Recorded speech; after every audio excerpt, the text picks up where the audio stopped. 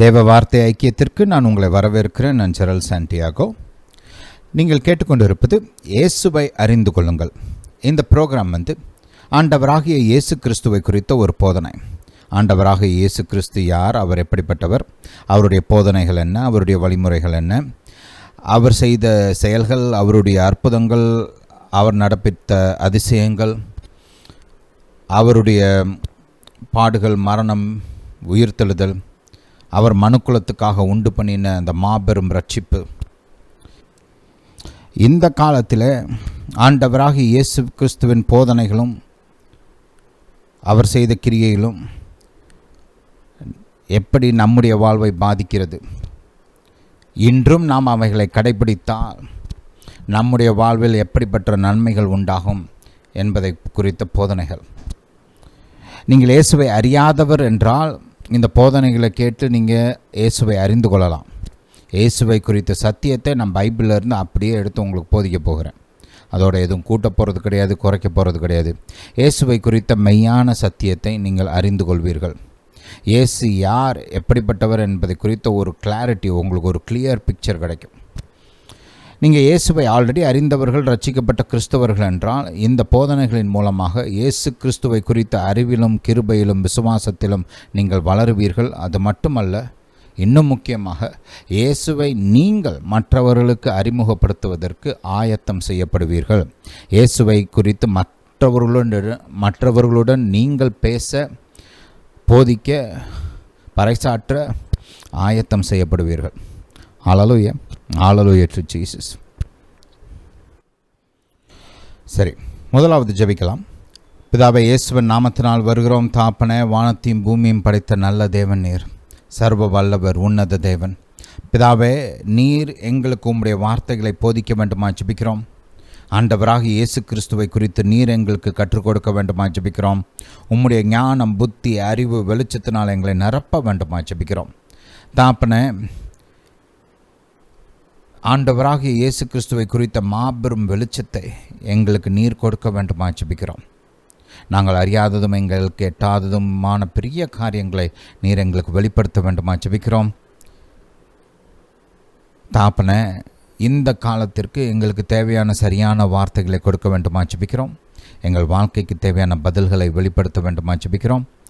தாப்பனே, உம்முடைய பலத்த கரத்தை நீட்டி என்னுடைய சத்தத்தை கேட்டுக்கொண்டு இருக்கிற ஒவ்வொருவரையும் நீர் தொட வேண்டுமா ஜெபிக்கிறேன். பிதாவே, இவங்களுக்கு எந்த இடத்துல உதவி தேவை என்பதை நீர் அறிவீர். அந்த இடத்துல உம்முடைய கரம் வெளிப்படட்டும். உம்முடைய நன்மைகள், உம்முடைய உதவி, உம்முடைய ஞானம் வெளிப்படட்டும். இவர்களுடைய தேவைகளை நீர் சந்திக்க வேண்டுமா ஜெபிக்கிறேன். இவர்களுக்காக நீர் அற்புதங்களை நடப்பிக்க வேண்டுமா ஜெபிக்கிறேன். பிதாவே, நீர் அப்படியே செய்கிறபடியால் ஸ்தோத்திரம். இயேசுவின் நாமத்தினால் பிதாவே, ஆமென். ஹல்லேலூயா, ஹல்லேலூயா டு ஜீசஸ். நம்ம இந்த விதமாக இந்த உதவிகள், நன்மைகள், அற்புதங்களுக்கெல்லாம் ஜெபிக்கிறது காரணம் இருக்குது. இயேசு கிறிஸ்துவை குறித்த போதனையாக இருந்தாலும் நம்முடைய ஆண்டவராக இயேசுவுடைய ஊழியத்தை நீங்கள் பார்த்தீங்கன்னா, அவர் போதித்தார், பிரசங்கம் பண்ணினார். ஆனால் அதோடு நிற்கலை. வியாதியஸ்தர்களை குணமாக்கினார், ரைட். பிசாசு பிடித்தவர்களிடத்திலிருந்து பிசாசுகளை விரட்டினார், மக்களுடைய தேவைகளை சந்தித்தார். இதை நம்ம பார்க்குறோம். அவர் மீது ஒரு அபிஷேகம் இருந்தது, ரைட். அந்த அபிஷேகம் என்ன வேலை, அந்த அபிஷேகத்துக்கு என்ன வேலைன்னு பார்த்தீங்கன்னா, தரித்திரருக்கு சுவிசேஷத்தை சொல்வது, ரைட். குருடர்களை பார்க்க செய்வது, நொறுங்கின இருதயம் உள்ளவர்களை குணமாக்குவது, இப்படி பல விதமாக மக்களுடைய தேவைகளை சந்திக்கும்படி இயேசு அபிஷேகம் பண்ணப்பட்டிருந்தார். நீங்கள் இந்த இயேசுவை குறித்த இந்த போதனைகளை கேட்கும்போது இயேசுவுடைய வல்லமை உங்களை தொடும். எனக்கு பிடித்த ஒரு வேத பகுதி இருக்கிறது, வாசிப்போம். லூக்கா எழுதின சுவிசேஷம் 5ஆம் அதிகாரத்தில் பார்த்தீங்கன்னா, இயேசு ஒரு இடத்துல பிரசங்கம் பண்ணிகிட்டு இருக்கிறார். ஒரு வீட்டில் அவர் பிரசங்கம் பண்ணிகிட்டு இருக்கும்போது பார்த்தீங்கன்னா, அங்கே இருந்த மக்கள்லாம் யாருன்னு கேட்டிங்கன்னா, அந்த நியாய சாஸ்திரிகளும் பரிசேயர்கள், ரைட். இந்த நல்லா இந்த இன்றைக்கி பாஷையில் சொல்லணும்னா ஊழியக்காரங்க, ரைட். இவங்களாம் இயேசுடைய போதனையை கேட்டுட்ருக்குறாங்க. அவங்க இயேசுவிடத்திலேருந்து அற்புதத்தை பெற்றுக்கொள்ளும்படி வரலை. அவங்க எல்லாருமே பார்த்தீங்கன்னா அங்கே அவர் என்ன உபதேசம் பண்ணுறாருன்னு கேட்குறதுக்கு தான் வந்திருக்கிறாங்க. அங்கேருந்து யாரும் இயேசுவிடத்தில் கர்த்தாவே என்னை குணமாக்குங்கன்னு கேட்கக்கூட இல்லை. ஆனாலுமே வேதம் போதிக்கிறது, பிணியாளிகளை குணமாக்கத்தக்கதாக கர்த்தருடைய வல்லமை விளங்கிட்டுன்னா தமிழில் அது ஆட்டோமேட்டிக்காக வெளிப்பட்டு குணமாக்குச்சுன்ற மாதிரி ஒரு அர்த்தம் உண்டாகுது இல்லையா? ஆனால் அப்படி இல்லை. விளங்கிட்டு இருந்துச்சுன்னா அங்கே இருந்துச்சு. Right, the power of the lord was present there. அவங்கள குணமாக்கும்படி இருந்துச்சு. ரைட், விசுவாசித்து கேட்கிறவர்களுக்கு அது வெளிப்பட்டுச்சு. ஹல்லேலூயா, ஹல்லேலூயா டு ஜீசஸ். அந்த வசனத்தை வாசித்தா உங்களுக்கு உதவியாக இருக்கும். லூக்கா 5:17. பின்பு ஒரு நாள் அவர் உபதேசித்து கொண்டிருக்கிற போது கலிலேயா யூதேயா நாடுகளிலுள்ள சகல கிராமங்களிலும் எருசலேம் நகரத்திலும் இருந்து வந்த பரிசேயரும் நியாயாஸ்திரிகளும் உட்கார்ந்திருந்தார்கள். அப்பொழுது பிணியாளிகளை குணமாக்கத்தக்கதாக கர்த்தருடைய வல்லமை விளங்கிட்டு இருந்துச்சுன்னா அந்த இடத்துல இருந்துச்சு. அங்கே இருந்த யாரும் ரைட் எனக்கு இது தெய்வீக சுகம் வேணும்னு கேட்கல. ஆனால் கர்த்தர் ஆல்ரெடி ஆயத்தமாக இருக்கிறார் அவங்கள குணமாக்கும்படி. இயேசு அவரை ஏற்றுக்கொள்ளாத அந்த நாசரேத்து மக்கள் இடத்தில் போனப்போ கூட அவரே சொல்கிறார், என் மேலே ஆவியானவர் இருக்கிறார், உங்களுக்கெல்லாம் இந்த நன்மையை செய்யும்படி என் மேலே பரிசுத்த ஆவியானவர் இருக்கிறார், இங்கே விசுவாசிச்சிங்கன்னா உங்களுக்கு அந்த நன்மை உண்டாகும். அதுக்கு தான் அவர் போதிக்கிறார். போதிச்சா கர்த்தருடைய வார்த்தையை கேட்பாங்க. கேட்கும்போது அந்த விசுவாசம் வரும். விசுவாசம் வந்து அவங்க அந்த விசுவாசத்தின்படி இயேசுவை நோக்கி கேட்டாங்க, எனக்கு இந்த உதவி வேணும் அப்படின்னு கேட்டாங்கன்னா ரைட், அவங்களுக்கு அந்த நன்மை உண்டாகும் அப்படின்ற எதிர்பார்ப்போடு தான் இயேசு பிரசங்கம் பண்ணுறார். ஹல்லேலூயா. வேதம் போதிக்குது அநேக நேரத்தில் மக்கள் இயேசுடைய அந்த போதனைகளை கேட்டு குணமாகும்படி வந்தார்கள். அவங்க 2 காரியத்துக்காக இயேசு இடத்துல வந்தாங்க. ஒன்று அவருடைய போதனைகளை கேட்க, இன்னொன்று அவருடைய வியாதிகளிலிருந்து குணமாக்கப்பட. ஹல்லேலூயா. இங்கிலீஷில் அழகாக போட்டிருக்கோம், to hear and be healed. Hallelujah. அதனால தான் நம்ம இந்த விதமாக ஜெபிக்கிறோம். ஆவியானவர் வழிநடத்துகிற பிரகாரம் பின்னாடி இன்னும் அதிகமாக ஜெபிக்கிறோம்னா பின்னாடி பார்க்கலாம். ஹல்லேலூயா டு ஜீசஸ். சரி, போன வாரம் நம்ம இயேசு அவருடைய ஊழியத்தின் ஆரம்ப கட்டத்தில் தேவாலயத்தில் அவர் எப்படி தேவாலயத்தை சுத்திகரித்தார் அப்படின்னு நம்ம பார்த்தோம். பைபிளில் 2 இடத்துல இயேசு தேவாலயத்தை சுத்திகரித்தார் என்று வேதம் நமக்கு போதிக்கிறது. அநேகம் பேர் பார்த்திங்கன்னா இது ரெண்டும் ஒரே ஈவெண்ட்டை தான் குறிக்குது, இது வேறு கிடையாது அப்படின்லாம் நினைக்கிறாங்க. ஆனால் போன வாரம் நான் உங்களுக்கு தெளிவாக அந்த முதல் சுத்திகரிப்புக்கும் 2வது முறை நடந்த அந்த சுத்திகரிப்புக்கும் உள்ள வித்தியாசங்களை எடுத்து காமிச்சேன். ரைட், பல வித்தியாசங்கள் இருக்குது. இங்கே யோவானில் சித்தரிக்கப்பட்டிருக்கிற இந்த சுத்திகரிப்பு பார்த்திங்கன்னா அவருடைய ஊழியத்தின் ஆரம்பத்தில் நடந்தது. அப்போ அவர் போதித்த காரியங்கள் வேறு, பரிசேயர் அவரிடத்தில் கேட்ட கேள்விகள் வேறு, இயேசு சொன்ன பதில் வேறு. ரைட், அதனால் உண்டான காரியங்கள்லாம் வேறு அப்படின்றதெல்லாம் நம்ம போன வாரம் பார்த்தோம். அதே மாதிரி அங்கே மார்க் 11 அப்புறம் லூக்கா 21 நினைக்கிறேன். ரைட், அங்கெல்லாம் பார்த்தோம்னா அது இயேசுடைய ஊழியத்தின் முடிவில் நடந்த ஒரு சம்பவம். குறிப்பாக அவர் எருசலேம் நகரத்துக்குள்ளே ராஜாவாக நுழையும் போது, ரைட், ஊர்வலமாக சென்று அவர் நுழைந்த போது நடந்த ஒரு சம்பவம் அப்படின்றத பார்த்தோம். அது பார்த்திங்கன்னா அவர் மரிக்கிறதுக்கு முன்னாடி நடந்தது. ரைட், அதே வாரத்தில் இயேசு எந்த வாரத்தில் மரித்தாரோ அதே வாரத்தில் நடந்த காரியம் அது. ரைட், அப்போது அங்கே பல வித்தியாசங்கள் இருக்குது. அப்போ நடந்த காரியங்களுக்கும் அங்கே இயேசு போதித்த போதனைக்கும் அதுக்கப்புறம் பரிசேயர் அவரிடத்தில் கேட்ட கேள்விகளுக்கும் நிறைய வித்தியாசம் இருக்கிறதுன்றதெல்லாம் நம்ம பார்த்தோம். ரைட், அது மட்டும் இல்லை, போன வாரம் இயேசு ஏன் இந்த விதமாக தேவாலயத்தை சுத்திகரித்தார், காரணம் என்ன, ரைட், அதுக்கு பேக்ரவுண்ட் என்ன, இயேசுவே சொல்கிறாரு. அப்போ அவர் பயன்படுத்தின வார்த்தை எரேமியா தீர்க்கதரிசி ஆல்ரெடி சொல்லியிருக்கிறாரு. ஒரு குறிப்பான நோக்கத்தோடு தேவாலயத்தின் குறித்து போதித்த ஒரு போதனை அது. எரேமியா 7ஆம் அதிகாரத்தில் எரேமியா தீர்க்கதரிசி மூலமாக பரலோக பிதா தேவாலயத்தை குறித்து, தேவாலயத்தை இந்த மக்கள் எப்படி பயன்படுத்துகிறாங்க, ரைட், அவங்களுடைய ஆவிக்குரிய நிலைமை எப்படி இருந்துச்சு அப்படின்றதெல்லாம் நம்ம பார்த்தோம். அதன் மத்தியில் தான் எரேமியா தீர்க்கதரிசி என்னுடைய ஆலயத்தை கல்லர் குகைகளாக நீங்கள் மாற்றிருக்கிறீங்க அப்படின்னு ஆவியானவர் மூலமாக சொல்கிறார். ஹல்லேலூயா. கர்த்தர் எரேமியா தீர்க்கதரிசி மூலமாக அந்த விதமாக பேசுகிறார். அது ஒரு தடவை வாசிச்சுட்டு நம்ம இன்றைக்கி இருக்கிற அந்த பாயிண்ட்ஸ் எல்லாம் கொஞ்சம் பார்ப்போம். எரேமியா தீர்க்கதரிசியின் புஸ்தகம் 7ஆம் அதிகாரம் முதல் வசனத்திலிருந்தே வாசிப்போம். எரேமியா தீர்க்கதரிசியின் புஸ்தகம் 7ஆம் அதிகாரம் முதல் வசனத்திலிருந்தே வாசிப்போம். கர்த்தரால் எரேமியாவுக்கு உண்டான வசனம், நீ கர்த்தருடைய ஆலயத்தின் வாசலில் நின்று அங்கே கூறி சொல்ல வேண்டிய வசனம் என்னவென்றால், கர்த்தரை பணிந்து கொள்ள இந்த வாசல்களுக்குள்ளே பிரவேசிக்கிற யூத ஜனங்களாகிய நீங்கள் எல்லாரும் கர்த்தருடைய வார்த்தையை கேளுங்கள். பாருங்கள், இது தேவாலயத்தோட வாசலில் நின்று அவர் தேவாலயத்தை குறித்து பேசின வார்த்தைகள். இதைத்தான் இயேசு அங்கே எடுத்து ஒரு போதனையாக கொடுக்கிறார்.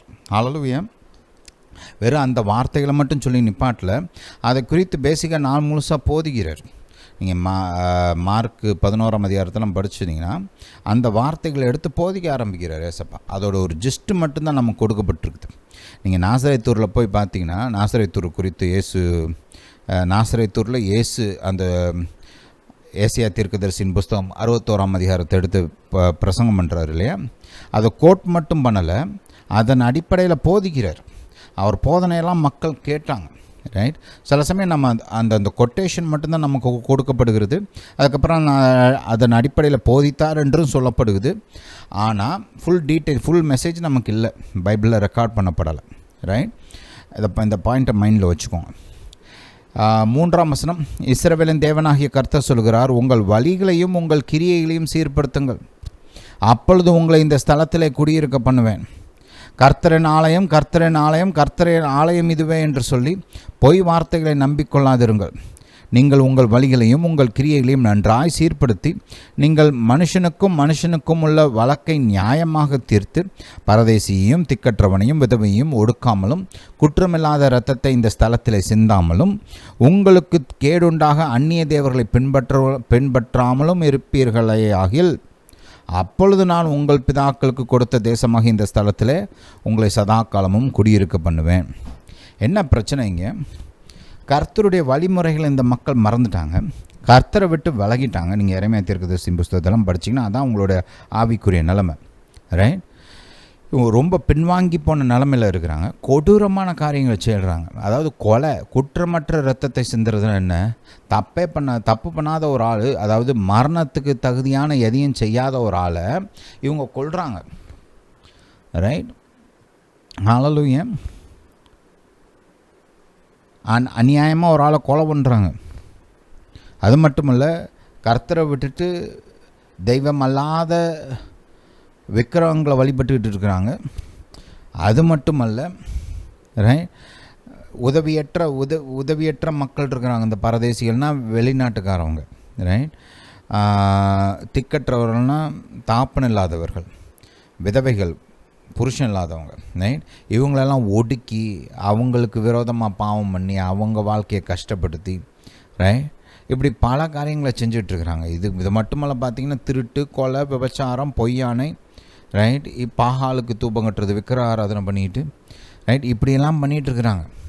இதெல்லாம் பண்ணிவிட்டு என்ன சொல்கிறாங்கன்னா, நம்ம ஊரில் தேவாலயம் இருக்குது, நம்ம ஊரில் தேவாலயம் இருக்குது, நம்ம ஊரில் தேவாலயம் இருக்குது. இதே மாதிரி தான் பார்த்திங்கன்னா இந்த யோவான் சொல்கிறார் இல்லையா, இல்லாத அநியாயம்லாம் பண்ணிவிட்டு நாங்கள் ஆபிரகாமுடைய பிள்ளைகள்னு சொல்கிறது. இதனால தான் யோவான் ஸ்நானன் அவங்கள பார்த்து சொல்கிறாரு, மனம் திரும்புதலுக்கு ஏற்ற கனியை கொண்டு வாருங்கள். ரைட். அதாவது மனம் திரும்புதலுக்கு ஏற்ற வாழ்க்கையை வாழுங்க, வாழ்ந்து காமி. மனம் திரும்பிட்டேன்னு சொல்கிற, அதுக்கு ஏற்ற மாதிரி வாழு. ரைட் இல்லையா அப்படின்னு சொல்கிறார். அப்போ இந்த பாயிண்ட்டை மைண்டில் வச்சுக்கணும். இது இன்றைக்கி நம்மளுக்கு எப்படி உதவும்? இன்றைக்கி நம்ம அநேக இடங்களில் கிறிஸ்தவர்கள் மத்தியில் இதுக்கு ஈக்குவலண்ட்டாக ஒரு சில காரியங்களை பார்க்குறோம். அவங்க அந்த எரேமியா காலத்தில் தேவாலயம் இருக்குதுன்னு சொன்னாங்க. யோவான் ஸ்நானன் காலத்தில் நாங்கள் ஆபிரகாமுடைய பிள்ளைகள்னு சொன்னாங்க. இன்றைக்கி நம்ம ஊரில் என்ன சொல்கிறாங்க? இன்றைக்கி கிறிஸ்தவர் மத்தியில் இதே மாதிரி காரியம் இருக்குது. நம்ம அப்ளிகேஷன் பார்க்கணும் எப்பொழுதுமே. ரைட். இன்றைக்கி ஒரு சிலர் பார்த்திங்கன்னா, நாங்கள் கிருபை கடியில் இருக்கிறோம், அதனால் ஒன்றும் இல்லை, என்னனாலும் பண்ணலாம், நாங்கள் கிருபை கடியில் இருக்கிறோம் சொல்கிறாங்களா இல்லையா? ஹல்லேலூயா. பாருங்கள், நம்ம மறுபடியும் பிறந்து ரட்சிக்கப்பட்டிருக்கிறோம், தேவனுடைய பிள்ளைகளை மாறி இருக்கிறோம். அது ஒரு மாபெரும் சாக்கியம். அது கிருபையாக நமக்கு கொடுக்கப்பட்ட ஈவு தான். ஆனால் நீங்கள் ரட்சிக்கப்பட்டதுக்கப்புறம் நீங்கள் அவர் கர்த்தருக்கு ஏற்ற விதத்தில் வாழ்க்கையை அமைக்கணும்னு கர்த்தர் விரும்புகிறார். கர்த்தருக்கு பிரியமான கனிகளை உண்டு பண்ணணும் நம்ம வாழ்க்கையில் அப்படின்னு கர்த்தர் விரும்புகிறார். அப்போ அந்த நோக்கத்தை மனசில் வச்சுக்கிட்டு தான் நம்ம கிறிஸ்தவ வாழ்க்கையை வாழணும். என் வாழ்க்கை கர்த்தருக்கு பிரியமாக இருக்கணும், என்னுடைய வழிமுறைகள் என்னுடைய கிரியைகள் கர்த்தருக்கு பிரியமாக இருக்கணும், அவருக்கு பிரியமான கனிகளை நான் என் வாழ்வில் கொண்டு வரணும் அப்படின்னு நம்ம விரும்பி அதற்கு ஏற்ற விதத்தில் செயல்படணும். நம்ம வாழ்க்கையில் கர்த்தருக்கு பிரியமில்லாத காரியங்களை நம்ம வாழ்க்கையிலேருந்து எடுத்து போடணும். ஹல்லேலூயா டு ஜீசஸ். இதை கர்த்தர் விரும்புகிறார். இயேசு மனம் திரும்புதலை குறித்து எப்படி போதித்தார்ன்றதை நம்ம பார்க்க போகிறோம். இந்த படிப்படியாக நம்ம இந்த கிரானலாஜிக்கல் ஆர்டரில் இயேசுடைய வாழ்க்கையை, அவருடைய ஊழியத்தை தியானித்து கொண்டு வருகிறோம். அதுக்கு வருவோம். அதுக்கு வரும்போது இன்னும் கொஞ்சம் நம்ம டீட்டெயிலில் பார்க்கலாம். ரைட். ஆனால் இதை மைண்டில் வச்சுக்கோங்க. இது ஒன்றும் புதுசு கிடையாது. இன்றைக்கி இப்போ சொல்கிறாங்களே, ஒரு சிலர் கிருபையை தவறாக பயன்படுத்துகிறாங்க. கிருபைன்றது ஒரு அருமையான காரியம், அற்புதமான தேவனுடைய ஆசீர்வாதம். அதை சரியாக அறிந்து கொண்டு சரியாக பயன்படுத்தணும். அதை ஒரு சிலர் என்ன பண்ணிடுறாங்கன்னா, அதை எக்ஸ்ட்ரீமாக எடுத்துகிட்டு போய் நான் கிருபைக்கு அடியில் இருக்கிறேன், அதனால் இது நான் கர்த்தருக்கு ஏற்ற விதத்தில் வாழணும்னு அவசியம் கிடையாது, நான் எப்படினாலும் வாழலாம், நான் கிருபைக்கு ஆல்ரெடியில் இருக்கிறேன், எப்படினாலும் நான் பரலோகம் போயிடுவேன், அந்த விதமான ஒரு எண்ணத்தோடு வாழ்கிறாங்க. அது தவறு. நீங்கள் அப்படி பாவத்துக்கு இடம் கொடுத்துக்கிட்டே இருந்தீங்கன்னு வச்சுக்கோங்களேன், இருதயம் கடினப்படும். பாவம் இருதயத்தை கடினப்படுத்தும். வேதம் இது தெளிவாக போதிக்குது நம்மளுக்கு. அப்போ இருதயம் கடினப்பட என்ன ஆகும்னா, அவங்க மனம் திரும்பாமல் அதே டைரக்ஷன்லேயே போயிட்டே இருந்தாங்கன்னா, ஒரு காலத்தில் அந்த மக்களுடைய இருதயம் எந்த அளவுக்கு கடினப்படும்னா, இயேசுவே எனக்கு வேண்டான்னு சொல்கிற அளவுக்கு கடினப்பட்டுரும். நம்ம அதனால தான் பார்க்குறோம், விசுவாசியாக இருந்தவங்க, ரொம்ப நாள் விசுவாசியாக இருந்தவங்க திடீர்னு இயேசுவை விட்டுட்டு போயிடுறாங்க. எப்படி போனாங்க?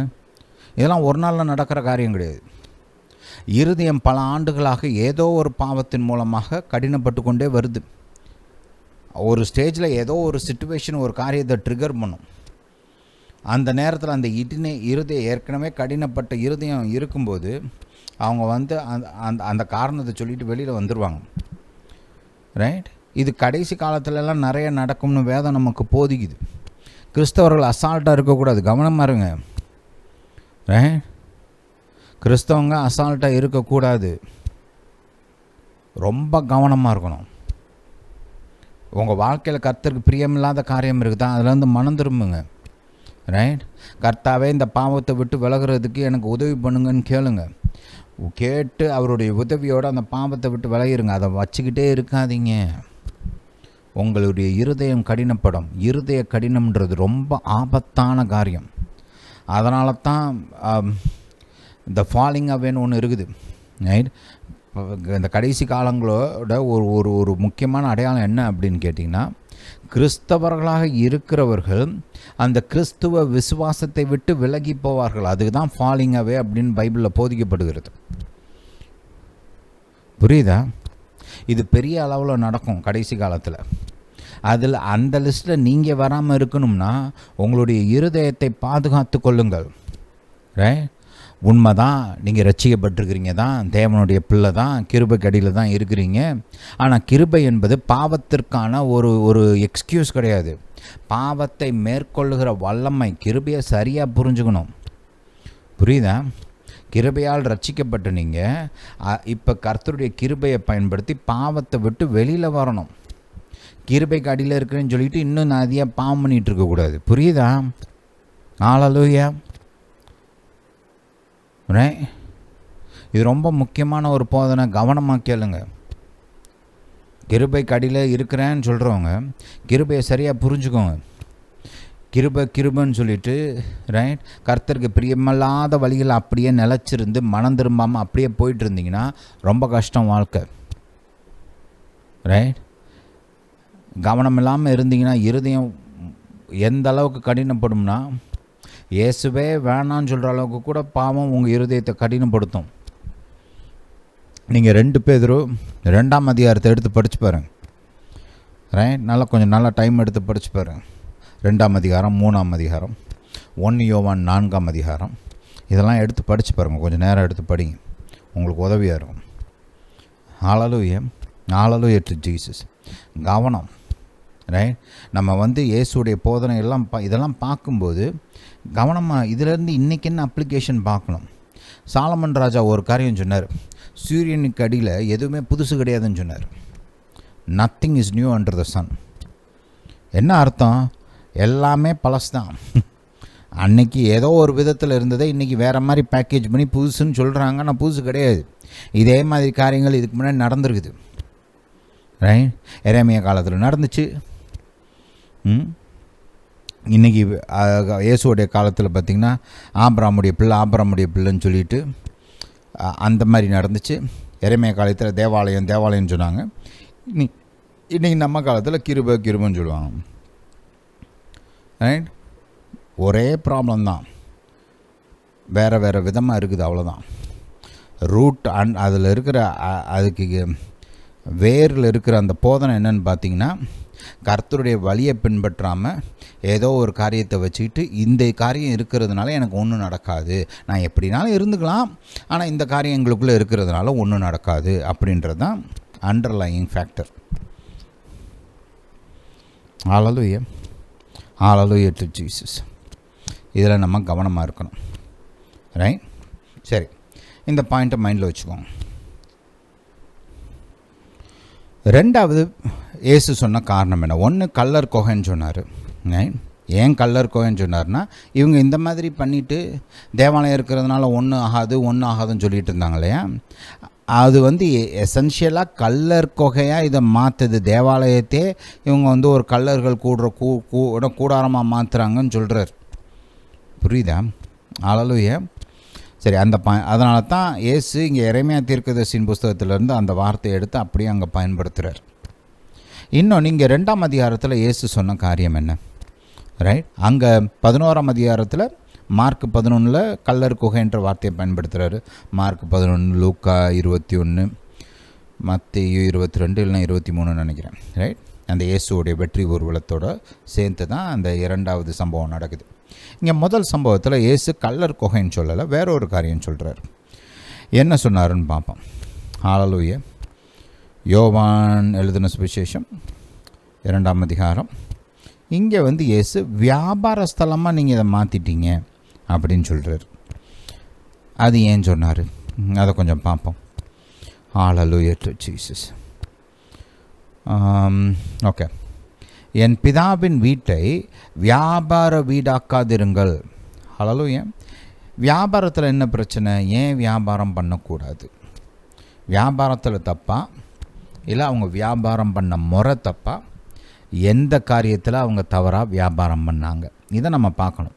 எப்போதுமே ஒரு ஸ்டேட்மெண்ட் பைபிளில் இருந்துச்சுன்னா அது ஏன், எதுக்கு, என்ன அப்படின்னு கொஞ்சம் அலசி நம்ம பார்க்கணும். வியாபாரமே தப்பு அப்படின்னு சொல்ல முடியாது. ரைட், இப்போ உதாரணத்துக்கு பாருங்கள், இப்போ நம்ம ஒரு ப்ரேயர் மீட்டிங் போனீங்கன்னா அவங்க வந்து பைபிள் சேல் பண்ணுவாங்க, இல்லை பைபிள் சம்மந்தப்பட்ட புஸ்தகம் சேல் பண்ணுவாங்க, இல்லை நல்ல மெசேஜஸ் சேல் பண்ணுவாங்க. அதெல்லாம் தப்பா? கிடையாது. அதெல்லாம் தேவனுக்கு ஏற்ற காரியங்கள், அதெல்லாம் ஒன்றும் தப்பு கிடையாது. ரைட், அப்போ இங்கே வந்து வியாபார வீடாக்காதிருங்கள் அப்படின்னா என்ன? ஏன் அவங்க என்ன வியாபாரம் பண்ணாங்க அப்படி? ரைட், இங்கே பார்ப்போம். 15ஆம் வசனத்தை கொஞ்சம் வாசிப்போம். கயிற்றினால் ஒரு சவுக்கை உண்டு பண்ணி அவர்கள் யாவரையும் ஆடு மாடுகளையும் தேவாலயத்துக்கு புறம்பே துரத்திவிட்டு காசுக்காரருடைய காசுகளையும் கொட்டி பலகைகளை கவிழ்த்து போட்டு புறாவிற்கிறவர்களையும் நோக்கி. அப்போ இவங்க அந்த இடத்துல என்ன வியாபாரம் பண்ணிகிட்டு இருந்தாங்க அப்படின்னா, இந்த பலிகளுக்கு தேவையான பொருட்களை இவங்க வந்து அங்கே வியாபாரம் பண்ணிகிட்டு இருந்தாங்க. இப்போ தேவாலயத்துக்கு வர்றவங்களாம் பலி செலுத்துவாங்க இல்லையா, ஆடு மாடு ரைட் புறா, இதெல்லாம் பலி செலுத்தப்பட பயன்படுத்தப்படுகிற மிருகங்கள். ரைட், அதை வச்சு தான் அங்கே வியாபாரம் பண்ணிகிட்டு இருந்தாங்க. ஏன் கர்த்தர் அவங்கள விரட்டினார்? ஏன்னா பைபிள்லேயே போட்டிருக்கல பலி செலுத்துங்க அப்படின்னு. அப்போ என்ன பிரச்சனை? ரைட், ஹல்லேலூயா. அடுத்து வந்து இந்த மணி சேஞ்சர்ஸ்னால் என்னென்னா, இந்த ஒரு சில இடத்துல இந்த தூரமாக இருக்கிறவங்களாம் வந்து பார்த்திங்கன்னா அவங்க காசை கொண்டு வருவாங்க. அவங்க வந்து எல்லாத்தையும் தூக்கிட்டு வர முடியாது இல்லையா. ரைட், ஆடு மாடெல்லாம் அவங்க வேறு ஒரு ஊரில் வந்து எல்லாத்தையும் எடுத்துகிட்டு வர முடியாது பலி செலுத்துறதுக்கு. அதனால் அவங்க காசு கொண்டு வருவாங்க. காசு கொண்டு வந்து அதை இங்கே மாற்றி அந்த எக்ஸ்சேஞ்ச் பண்ண அந்த மணி மூலமாக இவங்க வந்து பொருட்கள்லாம் வாங்குவாங்க. ரைட். அப்போ அந்த மாதிரி பல காரியங்கள் செஞ்சுக்கிட்டு இருந்தாங்க. இதை இவங்க செஞ்ச விதம் தான் பிரச்சனை. நீங்கள் பைபிள் படித்து பார்த்தீங்கன்னா இந்த காணிக்கை விஷயத்தில்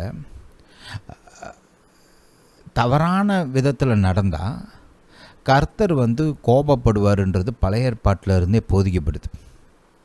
ரைட். இந்த காணிக்கையை வந்து நம்ம சில சமயம் நம்ம அதை அசால்ட்டாக நினைக்கிறோம். காணிக்கை எடுக்கிறதும் சரி, காணிக்கை வாங்குறதும் சரி, காணிக்கையை கொஞ்சம் நல்லா விசுவாசத்தோடு செலுத்துறது, ரைட், இதிலெல்லாம் வந்து கொஞ்சம் அசால்ட்டாக இருந்துடுறோம். அநேக நேரத்தில் பார்த்திங்கன்னா ஒரு பாட்டு சில சமயம் ஒர்ஷிப் முடிஞ்சோடனே நடுவில் ஏதோ ஒரு பிரேக் டயத்தில் இந்த ஏதோ ஒரு ஆக்டிவிட்டி மாதிரி இந்த காணிக்கை வாங்குறத பண்ணிடுறோம். இந்த காணிக்கை வாங்குறதுன்றது ரொம்ப பயபக்தியோடு செய்யணும். வாங்குறவங்களும் சரி, அதை கொடுக்குறவங்களும் சரி, பயபக்தியோட விசுவாசத்தோட, ரைட், அதை வந்து செலுத்தணும் கர்த்தருக்குன்னு. ஹல்லேலூயா, ஹல்லேலூயா டு ஜீசஸ். அதெல்லாம் கொஞ்சம் கவனமாக இருங்க. ஏன்னு சொல்கிறேன் நான். இங்கே பாருங்கள், இந்த ஆதியாகமம் புஸ்தகத்தை எடுத்து பார்த்திங்கன்னா முதல் கொலை எதை சம்மந்தப்பட்டது தெரியுமா? இந்த பூமியில் நடந்த முதல் கொலை எதை சம்மந்தப்பட்டுச்சு? ரைட். காணிக்கைகளை வச்சு தான் முதல் கொலை நடந்துச்சு. தெரியுமா உங்களுக்கு? ரைட். 3ஆம் வசனத்தை பார்ப்போம். ஆதியாகமம் 4:3. சில நாள் சென்ற பின்பு காயின் நிலத்தின் கனிகளை கர்த்தருக்கு காணிக்கையாக கொண்டு வந்தான். ஆபேலும் தன் மந்தையின் தலையீற்றுகளிலும் அவைகளில் கொழுமையானவைகளிலும், அதாவது முதலாவதையும் சிறந்ததையும் கொண்டு வரான். ரைட். சிலவற்றை கொண்டு வந்தான். ஆபேலையும் அவன் காணிக்கையும் கர்த்தர் அங்கீகரித்தார். அவன் வந்து முதலாவதையும் சிறந்ததையும் கர்த்தரை கனப்படுத்தும் விதத்தில் கொண்டு வந்ததுனால கர்த்தர் ஆபேலுடைய காணிக்கைகளை அங்கீகரிக்கிறார். ரைட். காயின் வந்து இந்த மூல பாஷையை படித்து பார்த்திங்கன்னா இந்த சில நாள் சென்ற பின்புன்னு இருக்குல்ல, அதெல்லாம் அது ஆக்சுவலாக நீங்கள் இந்த எபிரேய மொழியில் போய் படித்து பார்த்திங்கன்னா இந்த எண்ட் ஆஃப் டைம், அதாவது காலங்களின் முடிவில் எசென்ஷியலாக என்னென்னா காயின் முதற் பலனை கொண்டு வராமல் மிச்சம் மீதியை கொண்டு வரான். கடைசியில் இந்த மிச்சமாக இருக்கும் பார்த்திங்களா, அந்த அந்த கனிகளை தான் இவன் கொண்டு வந்தாங்க கர்த்தருக்குன்னு. ஆபேல் வந்து முதலாவதையும் கொழுமையானதையும் கொண்டு வரான். அப்போ அதன் அடிப்படையில் தான் காயினுக்கு வந்து ஆபேல் மேலே பொறாமல் வருது. அப்புறம் வந்து ஆபேலை கொலை பண்ணால் தான் பிரச்சனை தீந்துரும்னு நினைக்கிறேன், கர்த்தர் என்னை ஏற்றுக்கொண்டாகணும் அப்படின்ற மாதிரி ஒரு முடிவு வரான். கர்த்தர் ஏற்றுக்கொள்ளாதது வந்து ஆபேல் தான் காரணம். ஏதோ கர்த்தர் வந்து மனுஷன் மாதிரியும் அவர் வந்து ஃபேவரட்டிசம் பண்ணுற மாதிரியும் அப்படி நினச்சிக்கிட்டு தான் ஆபேல் வந்து காயின் வந்து ஆபேலை கொலை பண்ணுறான் இல்லையா? ஆனால் பிரச்சனை என்ன, கர்த்தர் அவனுக்கே சொல்கிறாரு, நீ நன்மை செய்தால் நீனும் ஏற்றுக்கொள்ளப்படுவில்லை. நீ நன்மை செய்தால் மேன்மை இல்லையோ? ரைட். என்ன சொல்கிறாரு, நீ சரியான விதத்தில் நீ கொண்டு வந்தீங்கன்னா உன்னையும் நான் அங்கீகரிப்பேன். ஆபேலை வந்து கர்த்தர் ஏற்றுக்கொண்டது ஆபேல் வந்து என்னோடய ஃபேவரட் பிள்ளை அப்படின்றதுனால இல்லை, அவன் சரியான விதத்தில் கொண்டு வந்தான். காயினும் சரியான விதத்தில் கொண்டு வந்தால் காயினுடைய காணிக்கைகளையும் கர்த்தர் அங்கீகரிப்பார். அப்போ பாருங்கள், அந்த காணிக்கையை எந்த விதத்தில் கொடுக்குறோன்றதும் முக்கியம். ரைட். அதனால தான் அந்த காணிக்கையை எடுக்கிற விதத்தில் நம்ம கவனமாக இருக்கணும், கொடுக்குற விதத்துலேயும் கவனமாக இருக்கணும். ரைட். விசுவாசத்தோட, எதிர்பார்ப்போட, சந்தோஷத்தோட ரைட் காணிக்கைகளை கொடுக்கணும். வாங்குறவங்களும் விசுவாசத்தோட ரைட் வாங்கணும். காணிக்கை கொடுக்குறவங்களுக்காக ஜெபிக்கணும், அவங்க நல்லா இருக்கணும்னு நம்ம ஜெபம் பண்ணணும். கர்த்தர் வாக்கு பண்ண ஆசீர்வாதங்க அவங்க மேலே வரணும் அப்படின்னு சொல்லி ஜெபிக்கணும். அதெல்லாம் கொஞ்சம் சீரியஸாக எடுத்துக்கணும், அப்போ தான் நல்லது. அதெல்லாம் ஹல்லேலூயா, ஹல்லேலூயா டு ஜீசஸ். சரி, இதெல்லாம் இந்த பாயிண்ட்லாம் மைண்டில் வச்சுக்கோங்க. இங்கே கவனிங்க, இந்த பூமியில் நடந்த முதல் கொலை வந்து காணிக்கையை வச்சு தான் வந்துச்சு. ரைட். 1 சாமுவேல் 7ஆம் அதிகாரத்துக்கு போவோம். 2ஆம் அதிகாரம். சாமுவேல் வந்து சின்ன பிள்ளையாக இருக்கும்போது அவர் வந்து அவங்க அம்மா அவரை தேவாலயத்தில் ஒப்பு கொடுத்துருக்காங்க. ரைட். அவர் வந்து அங்கேயே வளர்றார், கர்த்தருக்குன்னு ஒப்பு கொடுத்துட்டதுனால அங்கேயே வளர்றார். அப்போ வந்து பிரதான ஆசாரியராக ஏலின்னு ஒருத்தர் இருக்கிறார். அவருடைய பையங்க 2 பேர் வந்து பார்த்திங்கன்னா தவறான காரியங்களை செய்கிறவங்களாக இருந்தாங்க. 2 பேருமே ஆசாரியர்கள். ஆனால் ஆசாரியர்களாக இருந்துமே பல பெரிய பாவங்களை செய்து கொண்டிருந்தாங்க. அவங்க பண்ண ஒரு காரியத்தை பைபிள் வந்து ரொம்ப பிரதானமாக எடுத்து காமிக்குது. என்ன காமிச்சிச்சுன்றதை கொஞ்சம் போய் பார்ப்போம். ஏலியின் குமாரர் பேலியாளின் மக்களாக இருந்தார்கள். கவனிங்க, இந்த ஏலி வந்து ஆரோனுடைய வம்சத்தில் வந்தவங்க, அவங்கெல்லாம் ஆசாரியர்கள், ரைட்? ஆனால் அந்த ஆசாரியர்களுடைய வழிமுறை எப்படி இருந்துச்சுன்னா, பேலியாள்னா பிசாசு, புரியுதா? பிசாசின் மக்களாக இருந்தார்கள்னு சொல்கிறார், ரைட்? ஆபிரகாமுடைய வம்சத்தில் வந்தது மட்டும் இல்லை, இவங்க வந்து ஆரோனுடைய இந்த ஆசாரிய வம்சத்தில் வந்தவங்க, ரைட்? அப்படி வந்திருந்துமே அவங்களுடைய வழிமுறைகள், அவங்களுடைய வாழ்க்கை முறை வந்து பார்த்திங்கன்னா பிசாசுக்கு அடுத்ததாக இருந்தது, கர்த்தருக்கு அடுத்ததாக இல்லை. கவனமாக இருக்கணும் நம்ம, புரியுதா? ஏலியின் குமாரர் பேலியானின் மக்களாக இருந்தார்கள், அவர்கள் கர்த்தரை அறியவில்லை. அந்த ஆசாரியர்கள் ஜனங்களை நடப்பித்த விதம் என்னவென்றால், கவனிங்க, பிரச்சனை எங்கன்னு பாருங்கள். எவனாகிலும் ஒரு பலியை செலுத்தும் காலத்தில் இறைச்சி வேகும் போதும் ஆசாரியனுடைய வேலைக்காரன் 3 நாள் கூறுள்ள ஒரு ஆயுதத்தை தன் கையிலே பிடித்து வந்து, வேலைக்காரன் 3 கூறுள்ள ஒரு ஆயுதத்தை தன் கையில் பிடித்து வந்து, அதனாலே கொப்பரையிலாவது பானையிலாவது, சருவத்திலாவது சட்டியிலாவது குத்துவான். அந்த ஆயுதத்தில் வருகிறதை எல்லாம் ஆசாரியன் எடுத்துக்கொள்வான். அப்படி அங்கே சீலோவிலே வருகிற இஸ்ரவேலுக்கெல்லாம் செய்தார்கள், ரைட்? பாருங்கள், ஆசாரியர்களுக்குன்னு ஒரு பங்கை கர்த்தர் கொடுத்துருந்தார். நீங்கள் லேவியர் ஆகமம், எண்ணாகமம் இதெல்லாம் படித்து பார்த்தீங்கன்னா ஆசாரியர்களுடைய பங்கு எது பலிகளில்?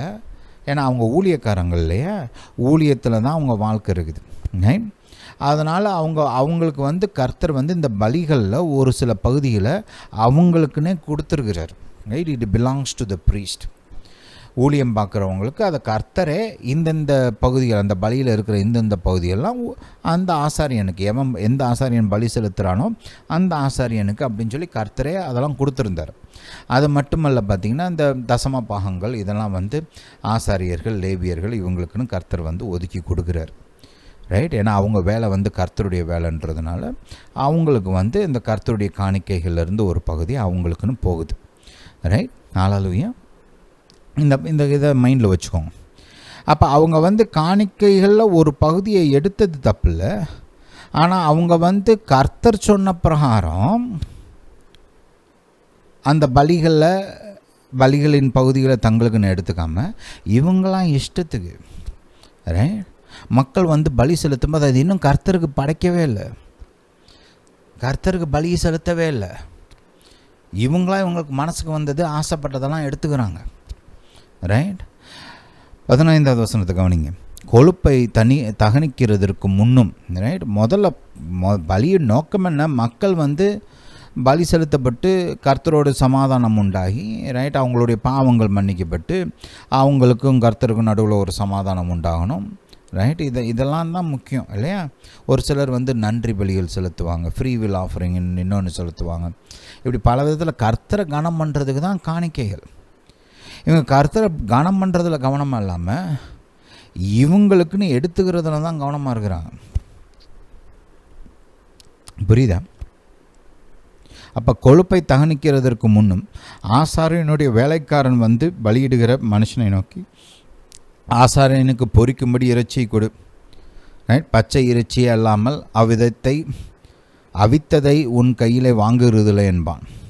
அதற்கு அந்த மனுஷன், இன்று செய்ய வேண்டியபடி முதலாவது கொழுப்பை தகனித்து விடட்டும், பிற்பாடு உன் மன விருப்பத்தின்படி எடுத்துக்கொள் என்று சொன்னாலும் அவன் அப்படி எழுத, இப்பொழுதே கொடு, இல்லாவிட்டால் பலவந்தமாக எடுத்துக்கொள்வேன் என்பான், ரைட்? அடாவடி வேறு பண்ணுறாங்க கர்த்தருடைய காணிக்கையின் காரியங்களில்.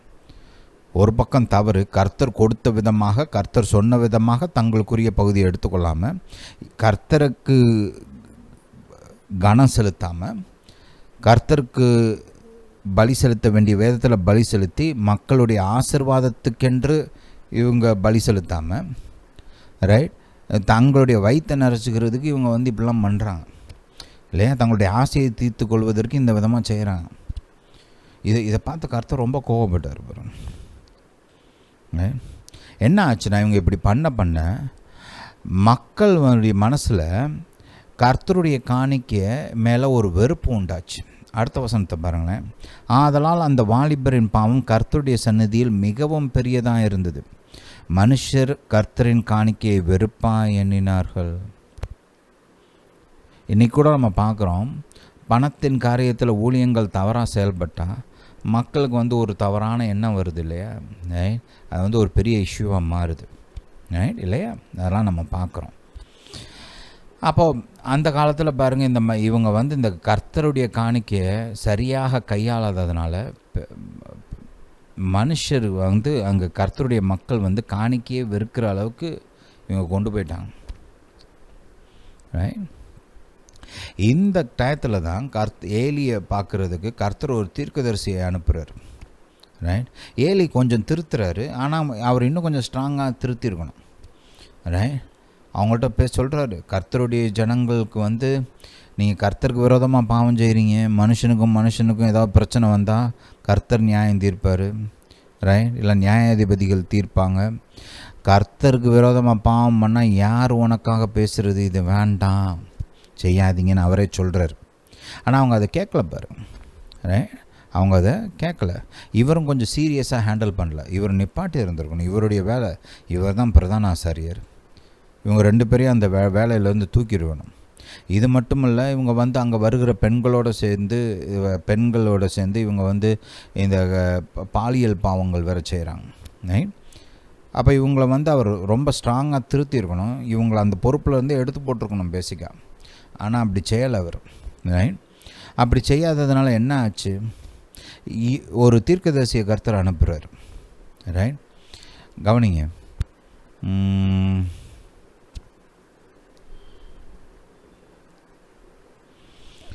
ஹல்லேலூயா டு ஜீசஸ். 27ஆம் வசனத்திலிருந்து வாசிப்போம். தேவனுடைய மனுஷன் ஒருவன் ஏலியின் இடத்தில் கர்த்தர் உரைக்கிறது என்னவென்றால், உன் பிதாவின் வீட்டார் எகிப்திலே பார்வோன் வீட்டில் இருக்கையில் நான் என்னை அவர்களுக்கு வெளிப்படுத்தி என் பலிபீடத்தின் மேல் பலியிடவும் தூபங்காட்டவும் என் சமூகத்தில் ஏபோத்தை தரிக்கவும் இஸ்ரவேல் கோத்திரங்களில் எல்லாம் அவனை எனக்கு ஆசாரியனாக தெரிந்து கொண்டு உன் பிதாவின் வீட்டாருக்கு இஸ்ரவேல் புத்திரருடைய தகன பலிகளை எல்லாம் கொடுக்கவில்லையா? ஆல்ரெடி உனக்குன்னு கொடுத்துருக்கிறேன். நான் உனக்கு ஒன்றும் கொடுக்காவே உனக்கு ஒன்றும் இருக்கக்கூடாதுன்னெலாம் நான் நினைக்கல. கர்த்தர் நியாயமான தேவன் பாருங்கள், நன்மை செய்கிற தேவன். தன்னுடைய ஊழியக்காரர்கள் நல்லா இருக்கணும்னு விரும்புகிறார். அதனால் அவங்களுக்குன்னு சிறந்ததெல்லாம் கொடுக்குறார் கர்த்தர். தேசத்தின் சிறந்ததெல்லாம் அவங்களுக்கு கொடுக்கப்பட்டுச்சு. நான் அதையும் மீறி இப்படி கர்த்தருடைய காணிக்கைகளை மக்கள் வெறுக்கிற அளவுக்கு செஞ்சால்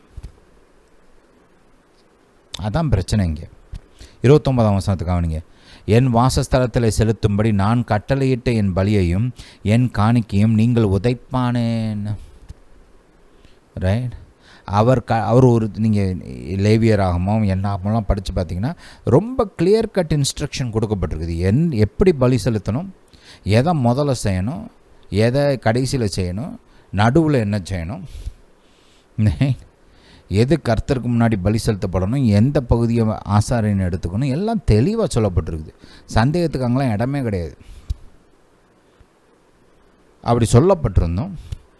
இவங்களாம் ஏன் தங்களுக்கு இஷ்டம் வந்த மாதிரி பண்ணுறாங்க? இங்கே என் ஜனமாகிய இஸ்ரவேலின் காணிக்கைகளில் எல்லாம் பிரதானமானவைகளை கொண்டு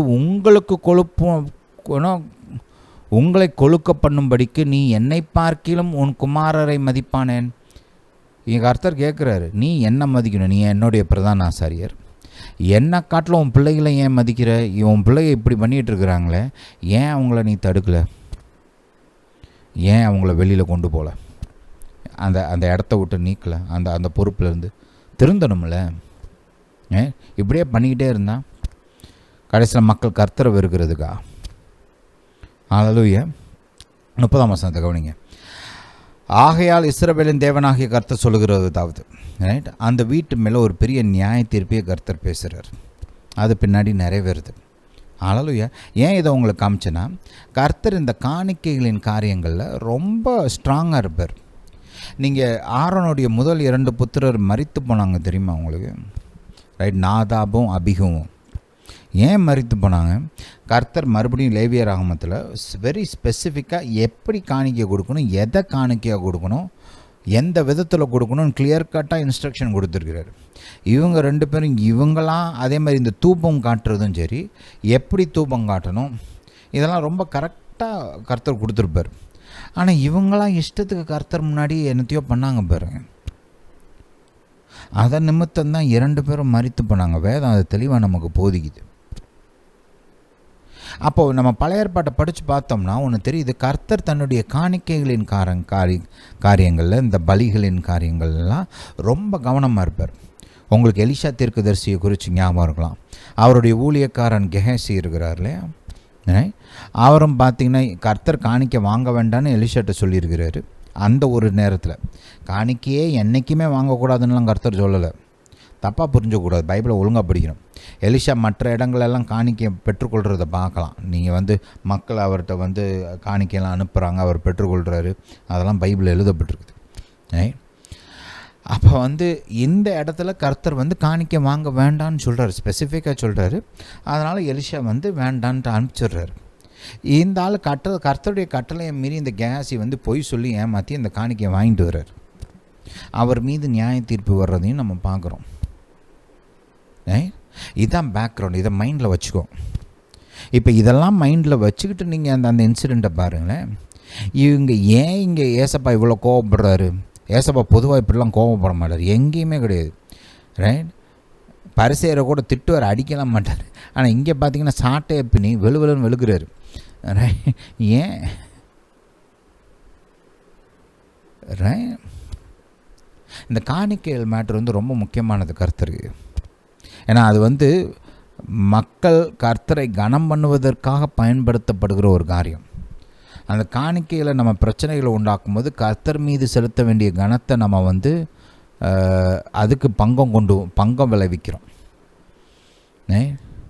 இது ரொம்ப முக்கியமான மேட்ரு, அதனால் மைண்டில் வச்சுக்கோங்க. இப்போ இதை இவங்க என்ன பண்ணாங்கன்னா அந்த காலத்தில் இப்போ மக்கள்லாம் அவங்க பலி கொண்டு வந்தாங்கன்னா ஆசாரியர் பலி செலுத்துறதுக்கு முன்னாடி அதை செக் பண்ணுவாங்க. செக் பண்ணி இது நல்லா இருக்குது, இது நல்லா இல்லை. ஏன்னா எந்த விதமான குறைபாடும் இல்லாமல் கர்த்தருக்கு காணிக்க கொண்டு வரணும். அந்த ஆடு மாடுலெல்லாம் எந்த பலவீனமும் எந்த குறைபாடும் இருக்கக்கூடாதுன்றது கட்டளை இல்லையா? அப்போ ஆசாரியர்கள்லாம் அதை செக் பண்ணி குறையில்லாதது அப்படின்னு அதை அங்கீகரித்ததுக்கப்புறம் தான் அதை பலி செலுத்துவாங்க. இவங்க என்ன பண்ணிட்டாங்கன்னா மற்ற மக்கள் கொண்டு வரதெல்லாம் இவங்க இந்த குறை இருக்குது அந்த குறை இருக்குதுன்னு சொல்லிடுறது. ரைட், சொல்லிவிட்டு நீங்கள் எங்கள் தேவாலயத்தில் இருக்கிறத வாங்கினா தான் ரைட், அங்கே போய் வாங்குங்க, அங்கே குறை இல்லாதது இருக்கும்.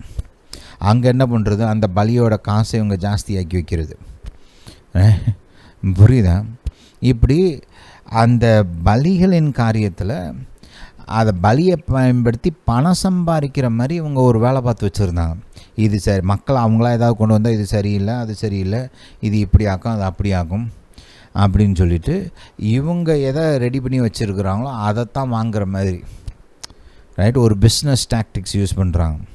ரைட், இப்போ நீங்கள் இந்த நம்ம இப்போ ஹாஸ்பிட்டல்ஸ் எல்லாம் போனோம்னா அவங்களே பார்த்திங்கன்னா மெடிக்கல் ஷாப் வச்சுருப்பாங்க.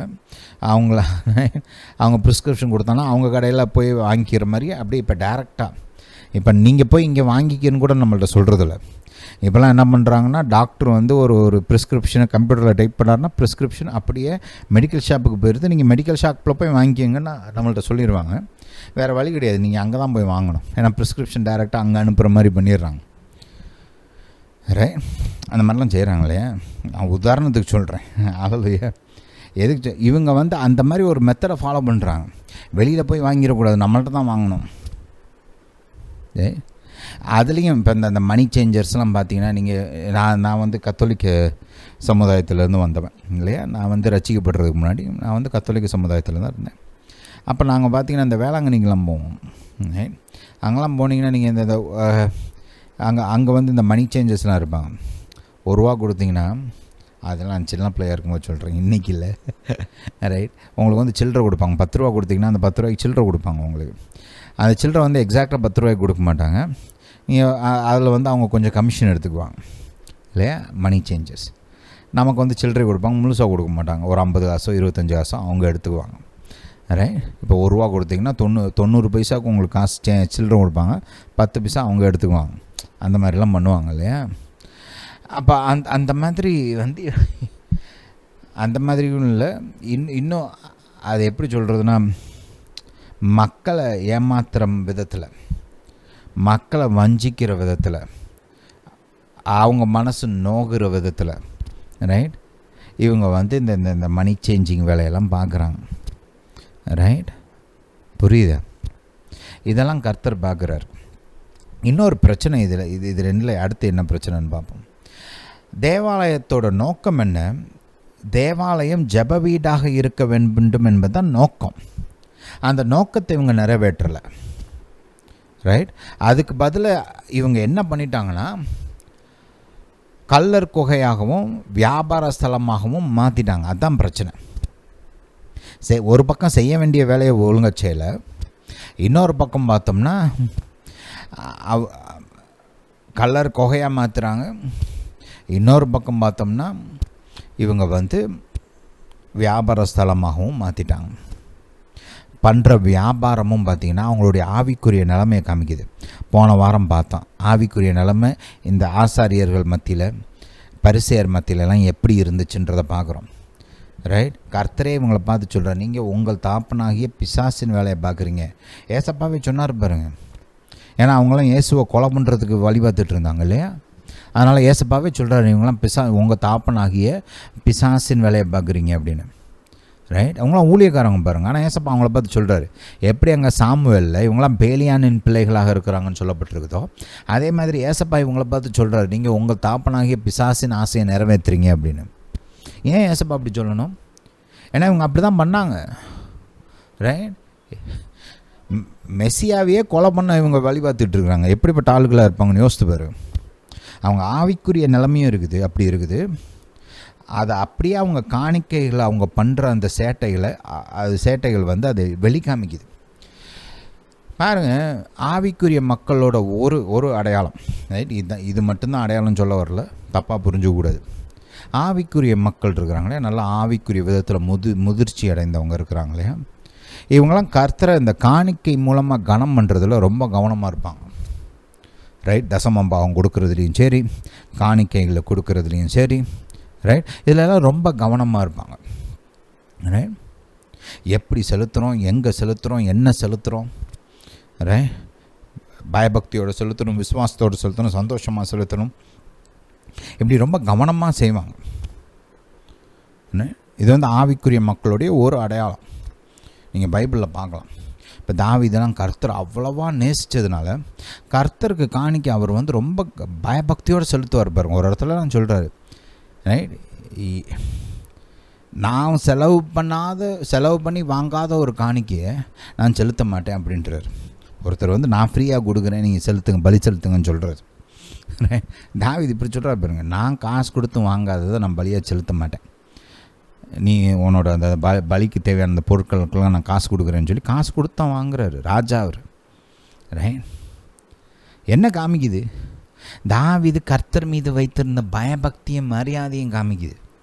பிற்காலத்தில் பார்த்திங்கன்னா கர்த்தர் மீது அவ்வளோ அன்பு இருந்ததுனால தேவாலயத்துக்கு அள்ளி அள்ளி கொடுக்குறாரு. ஒரு உதாரணம் பைபிளில் இருந்து, கர்த்தர் மீது அன்பு இருக்கும்போது, கர்த்தர் மீது ஒரு பயபக்தி மரியாதையும் இருக்கும்போது அது வந்து அவங்க கொடுக்குற காணிக்கைகளின் மூலமாக வெளிப்படும். இதை நீங்கள் பார்க்கலாம். ஹல்லேலூயா, ஹல்லேலூயா டு ஜீசஸ். அப்போ இவங்க வந்து இந்த காணிக்கைகளில் இவ்வளோ மோசடி பண்ணி ஏமாற்றி வஞ்சித்து மக்களை நோவடிச்சிட்ருக்குறாங்கன்னா அது எதை வெளிப்படுத்தி காமிக்குது? இவங்களுடைய ஆவிக்குரிய நிலைமை மோசமாக இருக்குதுன்றதை எடுத்து காமிக்குது. ரைட். உள்ள கொலகாரங்களாக இருந்துக்கிட்டு, உள்ள கர்த்தருக்கு பிரியமில்லாத காரியங்களை செஞ்சுட்டு மக்களுடைய வாழ்க்கையை கஷ்டப்படுத்திக்கிட்டு, ரைட், அந்த ஒரு சூழ்நிலை தான், அந்த ஒரு ஆவிக்குரிய நிலைமை தான் உள்ளே இருக்குது. ஏசப்பாவே சொல்கிற, நீ இருதயத்தில் என்ன வெறுமன வாயில் இப்போ வந்து கர்த்தரை கனம் பண்ணுற, இருதயமோ தூரமாக இருக்குதுன்னு சொல்கிறாரு. பல இடங்களில் பல விதமாக ஏசப்பா இதை எடுத்து காமிச்சிருக்கிறாரு. ரைட். வெள்ளையடிக்கப்பட்ட கல்லறைன்னு சொல்கிறாரு. வெளியில் வெள்ளையடிக்கப்பட்டிருக்கு, ஆனால் உள்ளே வந்து இந்த கல்லறையில் இருக்குது பார்த்தீங்களா, ரைட், அழுகுனதும் நாத்தம் பிடிச்சதும், ரைட், அந்த மாதிரி இருக்குது உன் இருதயம் அப்படின்றார் இல்லையா? ஹல்லேலூயா. அப்போ இதனால தான் பாருங்கள், ஏசப்பா அந்த அளவுக்கு கோவப்பட்டு அந்த சாட்டையை எடுத்து அடித்து விரட்டுறாரு. ஹல்லேலூயா. அடுத்த வாரம் நம்ம இன்னொரு பாயிண்ட்டை பார்க்க போகிறோம். என்ன தப்பு செஞ்சாங்கன்னு பார்த்தோம். இன்னொன்று, செய்ய வேண்டிய வேலையை ஒழுங்காக செய்யலை. அந்த தேவாலயம் ஜெப வீடாக இருந்திருக்கணும், அதுக்கு இவங்க கவனம் கொடுத்துருக்கணும். ஹல்லேலூயா. அப்போ தேவாலயன்றது எப்படி ஜெப வீடாக இருக்கணுன்றதை குறித்து நம்ம அடுத்த வாரம் பார்ப்போம். ஹல்லேலூயா. Hallelujah to Jesus. சரி, இன்றைக்கி இங்கே நிப்பாட்டிக்கலாம். நான் உங்களுக்காக ஜெபிக்க விரும்புகிறேன். பிதாவே, இயேசுவின் நாமத்தினால் வருகிறோம். தாப்பனை, எங்களை நாங்களே சோதித்து பார்த்து கொள்ள நீர் எங்களுக்கு உதவி செய்ய வேண்டுமா ஜெபிக்கிறோம். எங்களுக்குள்ளே இருக்கிற குறைகள், எங்கள் வாழ்க்கையில் இருக்கிற பாவங்களை பரிசுத்த ஆவியானவரின் உதவியுடனும் உம்முடைய கிருபையுடனும் நாங்கள் அதை எடுத்து போட நீர் எங்களுக்கு உதவி செய்ய வேண்டுமா ஜெபிக்கிறோம். பரிசுத்த ஆவியானவரின் வெளிச்சமும் உதவியும் எங்களுக்கு உண்டாகட்டும். பிதாவே, உம்முடைய பலன் எங்களுக்கு உண்டாகட்டும். எங்கள் வாழ்வில் இருக்கிற உமக்கு பிரியமில்லாத காரியங்களை எடுத்து போட நீர் எங்களுக்கு உதவி செய்ய வேண்டுமா ஜெபிக்கிறோம். பிதாவே, நீர் உதவி செய்கிறபடியால் ஸ்தோத்திரம். பிதாவே, உம்மை துதிக்கிறோம், உமக்கு நன்றி செலுத்துகிறோம். பிதாவே, உமக்கு கனம் கொண்டு வரும் விதத்தில் காணிக்கைகளை செலுத்த எங்களுக்கு உதவி செய்ய வேண்டுமா ஜெபிக்கிறோம். அதே போல் தாப்பனை, ஊழியத்தில் இருக்கிறவர்கள் உம்மை கனம் பண்ணும் விதத்தில் காணிக்கைகளை பெற்று சரியான விதத்தில் பயன்படுத்த நீர் உதவி செய்ய வேண்டுமா ஜெபிக்கிறோம். எங்கள் காணிக்கைகள் உம்மை பிரியப்படுத்தட்டும், உம்மை கனப்படுத்தட்டும். நீர் எங்களுடைய காணிக்கைகளின் நிமித்தம் எங்களுக்கு வாக்கு பண்ணியிருக்கிற அந்த ஆசீர்வாதங்கள் எங்கள் வாழ்வில் பலிக்கட்டும். பிதாவே, நீர் அப்படியே செய்கிறபடியால் ஸ்தோத்திரம். ஹல்லேலூயா டு ஜீசஸ். இயேசுவே நன்றி, இயேசுவே ஸ்தோத்திரம். பிதாவே, எங்கள் ஜெபத்தை கேட்டு பதில் கொடுத்தபடியால் ஸ்தோத்திரம்.